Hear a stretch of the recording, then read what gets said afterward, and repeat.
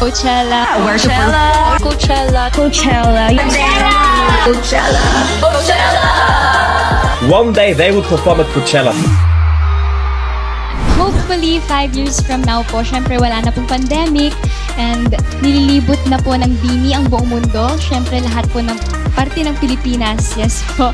And nakakapag-perform na po kami sa mga dream stages namin. Like, New York Times Square, Coachella. Biggest dream ever po. Biggest dream ever. Dream big like where to perform, hopefully. Yeah, where to perform. Coachella. Dream big na. Yeah. Sana mag-ingay! Sana makapag-Coachella, para maka-shout kami ng Coachella mag-ingay! Also Coachella, you know, if you're gonna dream big as you can. So Coachella! What's like the next big goal after Philippine Arena? Coachella!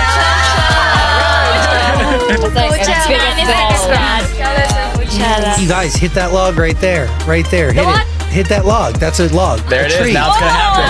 It's gonna happen now. Is there a goal that you haven't reached yet that you're still hoping for? Coachella! Makapag-perform kami sa Coachella. Sabi niya po, thankfully.